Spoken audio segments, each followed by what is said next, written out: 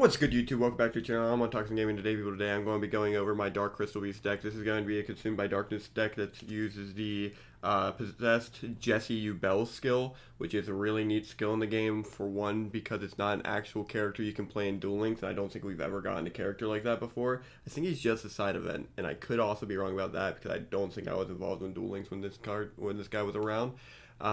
But yeah, if you guys don't know, Consumed by Darkness is a skill that you can just activate at any point during your turn of the game. You don't start with this card as a field spell or anything, but it activates as a field spell.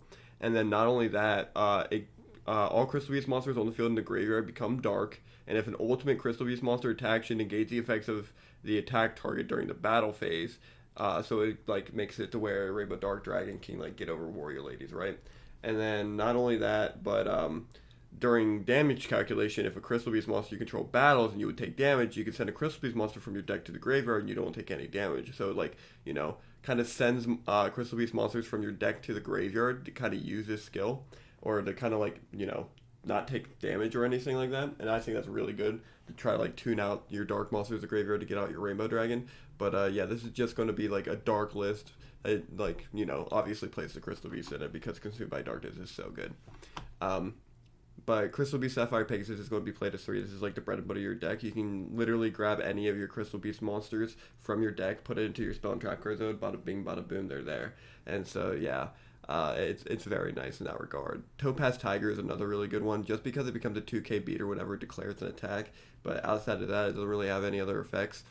The other one I was thinking is really good is Amber Mammoth, because it has a protection effect. But we're only playing this guy at 1. And so the protection effect just makes it to where while he's on the field, your opponent can't attack other Crystal Beast monsters. And then we got the Amethyst Cat, which is being seen in the Room for Growth attack directly decks with the Flame Sprite. And I think that's really neat, and I like that card. And in hindsight, it's a 600 beater. It beats for 600 damage, and that could be really devastating for the opponent at certain times. Carbuncle, I feel is the only other one that's worth mentioning out of the Crystal Beast monsters, and it's just when it's special summoned, you can special summon a Crystal Beast monster from your spell trap card zone. So it's not really relevant in this build in particular, but it's still something worth talking about. Cobalt Eagle has a really bad effect that makes it to where you can return a Crystal Beast monster to the top of the deck. And then Emerald Tortoise has an effect that works during your main phase too, and we don't have that in Speedle, so yeah, he's a normal monster. Rainbow Dark Dragon is going to be played at 1 in my build. I'm not playing it any more copies than that. I don't think it's really needed.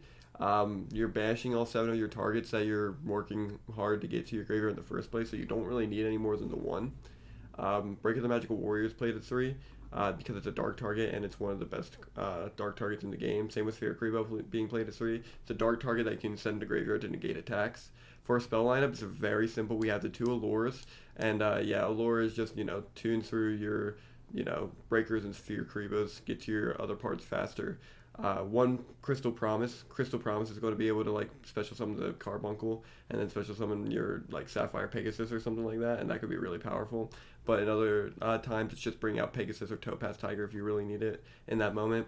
Conclave is the best card for crystals. It kind of it does exactly what you need. This compared with the skill will tune out all your Crystal Beast monsters to the graveyard really fast. That way you can get out your Rainbow Dark Dragon. So it's nice in that regard. Regeki is also really cool in this deck. I'm only playing at 2. I don't want to play it at 3. But you send a Crystal Beast card from your spell and trap card under graveyard and pop a card. There's some instances where you don't have Crystal Beast cards. So I during test hands, I've noticed that I'll draw my hands and then I'll have Sphere Creepos, Breakers, no Crystal Beast monster, and then a Crystal Regeki, and I'm just sitting there yeah, that doesn't seem too good right now. So I've opted to drop it from 3 to 2 for this build. The Nightmare Wills and Zomas are played at their usual copies in most of the decks I've been building lately, just because it's such a stally format and this is such a control-heavy deck. I just feel like it's, needed to be in this. Again, skill is Consumed by Darkness. And then we play Rainbow Over Dragon, which I feel is the real boss monster of this deck. This deck is, in particular, meant to summon out Rainbow Dark Dragon, and then Rainbow Dark Dragon's effect is really bad. I don't know if you guys know what it does or not, but you banish all the dark monsters on the field and graveyard, and it gains 500 attack points for each card banished. It's already 4k, so it doesn't matter. It's really bad. And so what you do is you summon this. He's an ultimate crystal monster while he's on the field, so you tribute it, and then you summon your Rainbow Over Dragon. And what this card does, it says you can tribute the special summon from the extra deck of an ultimate crystal monster. Once per turn, banish a crystal beast monster from your graveyard. This card can attack equal to the banished monsters until the end of this turn. Quick effect, you can tribute this fusion summon card, shuffle all cards on the field into the deck. So you get to attack multiple times, and then it can quick effect, tag out, shuffle everything back. That's really powerful. And yeah, it's kind of like the main boss monster of this. Yeah, it's to bring out Rainbow Dark Dragon. If you like Rainbow Dark Dragon, play it. Like, it's a really cool deck. It's really fun to play.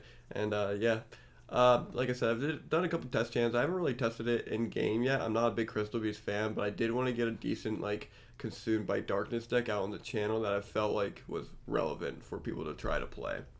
But yeah, if you guys enjoyed this type of content, make sure you leave a like on the video. Make sure you subscribe, and I'll see you all next time. Bye bye.